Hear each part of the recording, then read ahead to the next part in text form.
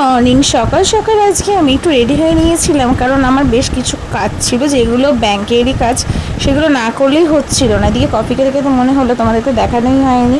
আর বেশ কিছুদিন ধরে দেখছি ওয়েদারটা কীরকম যেন চলছে। যাই হোক, আজকে আমার ব্যাংকে যেতেই হতো, কারণ আজকেই আমাকে এই পেপারটা জমা দেওয়ার ছিল। দেন রিক্সায় উঠে গেছিলাম, তো আজকে যেতে যেতে গোমাতার সাথেও দেখা হয়ে গেছিলো। বেশ অনেক দিন পরে গোমাতার দর্শন পেলাম। আর আমাদের এখানে রিক্সায় না প্রচণ্ড ঝামেলা, জানো তো। ওরা সহজে কিছুতেই নড়তে চায় না, আসতেও চায় না। আমি বুঝি না ওনারা কী করতে চান বা কী ব্যাপার। যাই হোক, একটু তো আপসেট হই আমরা এলাকাবাসী, বাট উচিত ওনাদেরও যে সবার সাথে কোঅপারেট করা। দেন ব্যাংকে চলে গেছিলাম। আর আমার একটা বদ অভ্যাস হচ্ছে, আমি কিছুতেই ছাতা নিয়ে যাব না।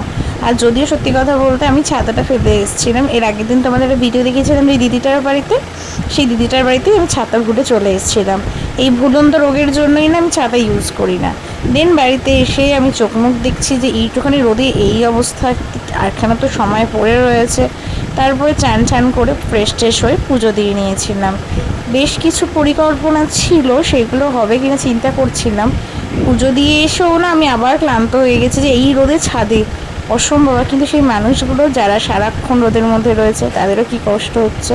বাট বলছিলাম না, আমার পরিকল্পনা যেগুলো রয়েছে, কাজের লিস্টগুলো, সেগুলো তো করতেই হবে। ওর জন্য আবার তাড়াতাড়ি করে লাঞ্চ টাঞ্চ করে বেরিয়ে পড়েছিলাম, কারণ কাজগুলো ফেলে রাখাটা একদমই ঠিক হচ্ছে না। তো আজকে আমি একা যাইনি, নিয়ে গেছিলাম মাকেও নিয়ে গেছিলাম, কারণ ওই কাজগুলোতে মাকেও দরকার ছিল।